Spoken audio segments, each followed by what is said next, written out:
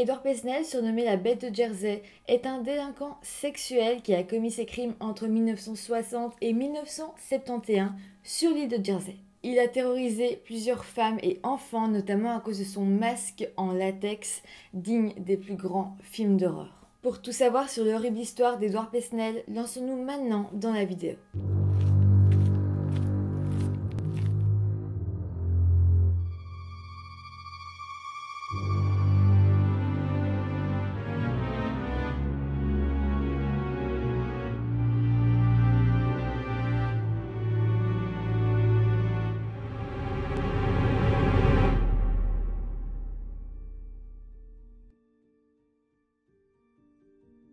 Hello tout le monde, j'espère que vous allez bien. Je suis vraiment trop heureuse de vous retrouver pour vous parler d'une histoire anglo-normande qui s'est passée sur l'île de Jersey.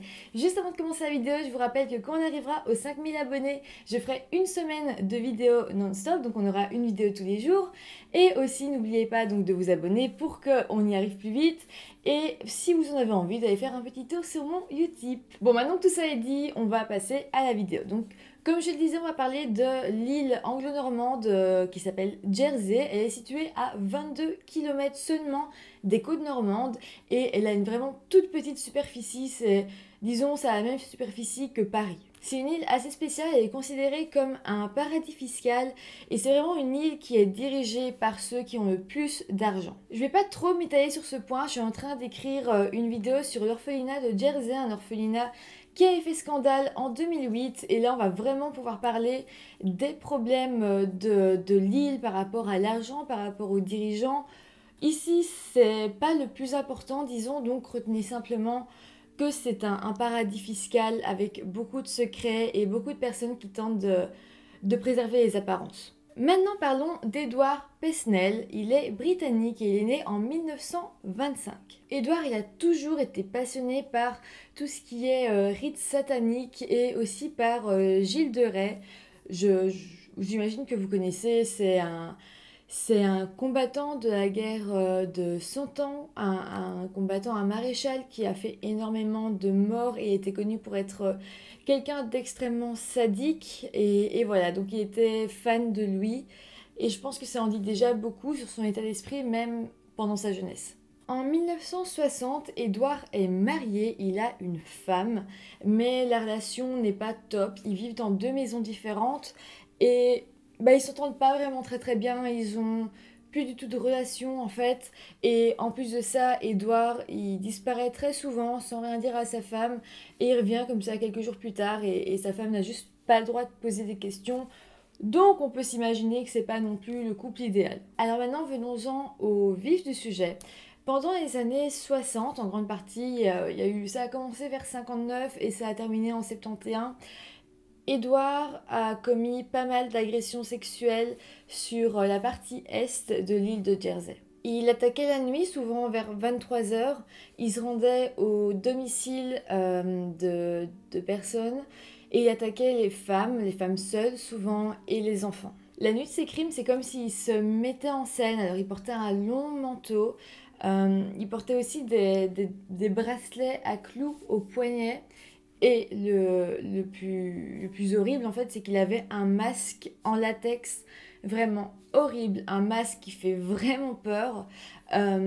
Et ce masque-là, c'était vraiment ce qui terrorisait les victimes avant, bien sûr, que Edward fasse ce qu'il voulait faire avec ses victimes. Alors petit à petit, les crimes d'Edward vont se multiplier et la presse va en parler et directement ils vont appeler Edward la Bête de Jersey et c'est comme ça qu'on l'appellera jusqu'à la fin de sa vie. Du côté de la police, dès 1959, ils vont commencer une enquête. Mais bon, ils vont quand même aller vers beaucoup de fausses pistes. L'enquête a commencé grâce à une première femme qui a été voir la police pour lui expliquer ce qui lui était arrivé. Elle expliquera qu'elle avait été ce jour-là au cinéma, puis elle avait repris le bus pour rentrer chez elle, elle était sortie du bus, et en gros, elle devait faire un chemin entre l'arrêt de bus et chez elle, et à Jersey, il faut savoir qu'il y a quand même pas mal de chemins qui sont pas du tout éclairés. Donc cette femme avait pris un chemin qui n'était pas éclairé, et pendant qu'elle traversait ce petit chemin, elle s'est faite agresser par la Bête de Jersey. Et voilà, il l'a violée. et puis il l'a laissé là, comme ça, sur la route, et il est parti. Elle dira donc à la police que son agresseur était masqué, donc elle ne peut pas le reconnaître, et qu'il portait un long manteau très rêche tenu par une corde. Elle parlera aussi de ses bracelets aux poignets qui sont couverts de clous, mais la victime dira aussi que sur le manteau de l'agresseur, il y avait aussi des clous qui pointaient vers l'extérieur. Ça faisait que la victime qui était en train de se faire agresser sexuellement ne pouvait juste pas se débattre, elle ne pouvait pas agripper son agresseur, sinon elle pouvait se faire des grosses blessures parce que c'est quand même des gros clous très pointus et qui étaient partout sur l'agresseur, donc c'était très compliqué. Il y aura par la suite d'autres témoignages qui apprendront à la police qu'Edouard n'attaquait que les week-ends et que très souvent, quand il rentrait dans les maisons des victimes, il y rentrait vers 23 heures. On apprendra aussi qu'il s'attaque pas aux hommes, seulement aux femmes, mais il s'attaque aussi aux enfants. Et quand il s'agit d'enfants, il peut s'attaquer aussi bien à une petite fille qu'à un petit garçon. On apprendra aussi, et ça fait froid dans le dos, je trouve, qu'avant de rentrer par effraction chez une de ses victimes, il coupait l'électricité. Ça fait que au moment de son attaque, la victime était soit en train de dormir et elle pouvait juste pas allumer la lumière, soit la personne était juste en train de se demander pourquoi il y avait une coupure de courant. Et donc pendant super longtemps, les gens ont eu très peur des coupures de courant parce que si ton électricité venait à s'éteindre, c'était peut-être le signe que la bête de Jersey allait s'introduire chez toi. Aussi, pour éviter que ses victimes ne crient, il leur disait qu'il avait déjà tué et qu'il n'hésiterait pas à recommencer. Alors là, la police ne sait pas s'il avait déjà tué à ce moment-là, mais en tout cas, c'est ce qu'il disait.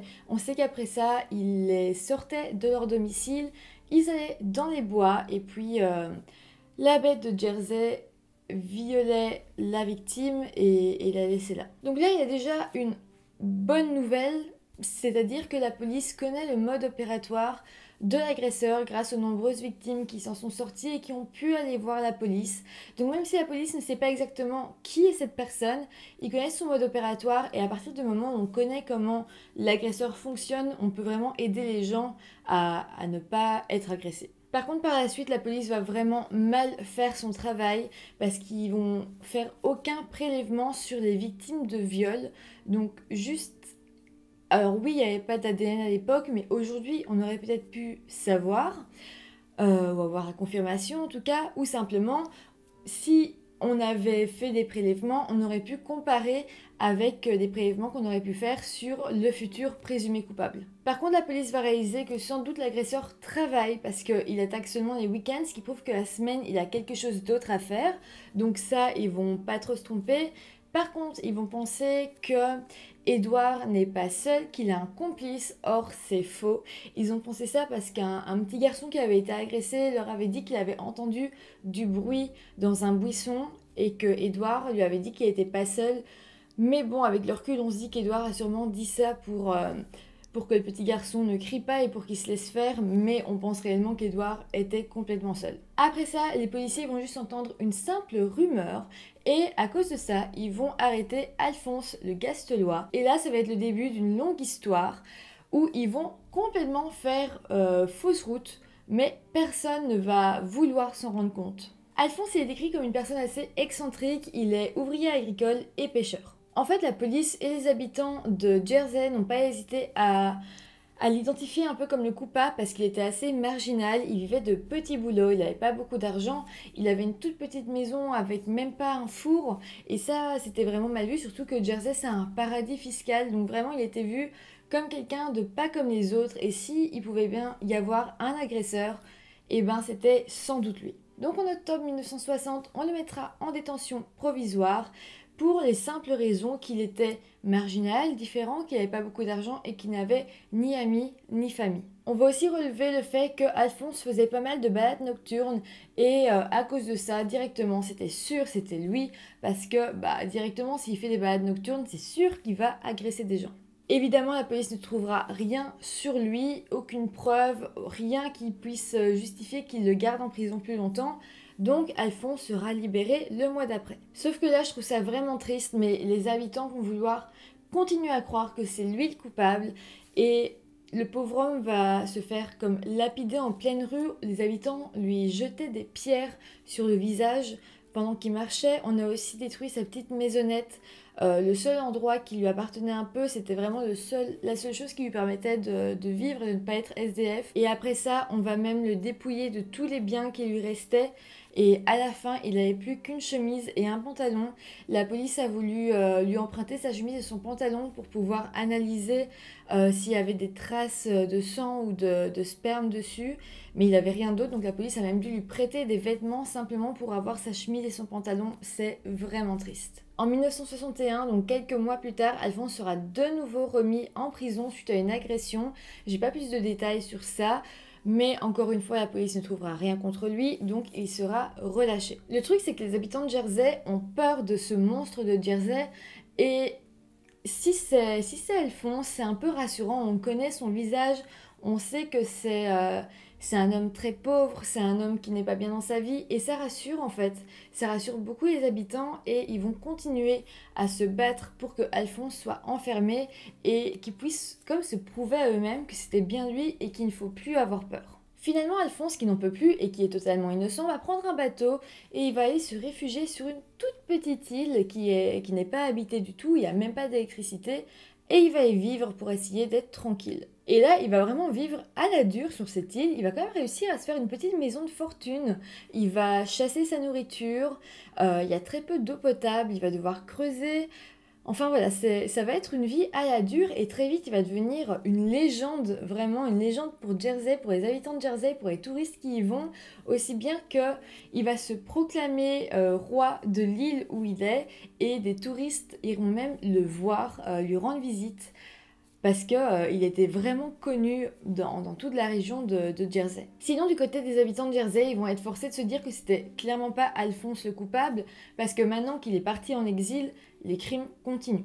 Finalement, Edward Pesnel sera arrêté le 17 juillet 1971, donc 13 ans après le début de ses crimes. Je trouve ça vraiment fou que la police ait piétiné aussi longtemps sur cette affaire, et en fait, s'ils ont réussi à le prendre, c'est même pas grâce à la ruse, c'est vraiment par chance. En fait, ils l'ont pris de manière assez bête. Edouard roulait à du 120 km sur une toute petite route de l'île et il a grillé un feu rouge. Là, la police va être avertie de ce conducteur assez étrange.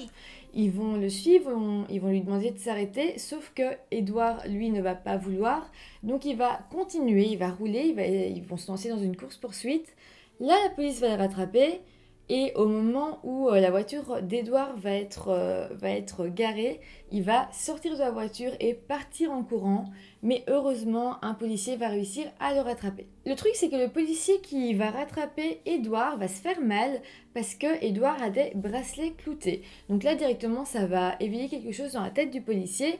On va fouiller la voiture d'Edouard et c'est là qu'on va retrouver pas mal d'éléments du costume de la bête de Jersey. À partir de là, Edward sera mis en garde à vue et on aura tellement de preuves contre lui qu'il va être juste forcé d'avouer. Il va correspondre à absolument toutes les descriptions physiques de ses victimes et en plus de ça, une de ses victimes qui avait réussi à s'échapper et qui avait vu son visage l'a directement reconnu, donc c'était sûr que c'était lui. Aussi, pendant qu'Edward était en garde à vue, la police va aller fouiller dans sa petite maison et là, derrière sa bibliothèque, on va trouver l'existence d'une pièce secrète et dans cette pièce secrète, on va trouver plein d'habits bleus.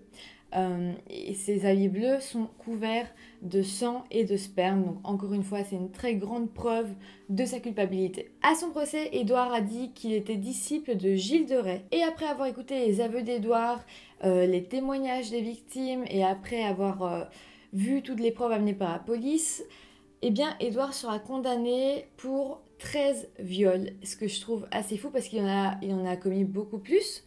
Mais ils n'ont juste pas été pris en compte, pas assez de preuves, ou tout simplement, il y a pas mal de victimes malheureusement qui avaient trop honte et qui n'ont jamais parlé à la police. Au final, pour les 13 viols, il a quand même écopé de 30 ans de prison et il a fini sa vie là. Ça n'a pas été totalement prouvé, mais Édouard aurait sans doute tué aussi quelques femmes. Pendant les années 60, sur l'île de Jersey, il y a eu pas mal de disparitions, dont la disparition d'une jeune fille au père qui a été enlevée, violée et tuée. On pense vraiment que c'est Édouard qui se cache derrière ce crime. Ça n'a jamais été prouvé malheureusement. Donc on ne pourra jamais dire que c'était un meurtrier, même si pour la police et pour les habitants de Jersey, c'en était un. Et voilà, c'est ici que je termine cette histoire. J'espère qu'elle vous aura intéressé. Si c'est le cas, n'hésitez pas à me mettre un petit pouce en l'air sous la vidéo. Vous pouvez aussi me dire ce que vous en pensez en commentaire. J'adore vous lire. Et puis, nous, on se retrouve très bientôt pour une nouvelle vidéo. Bye!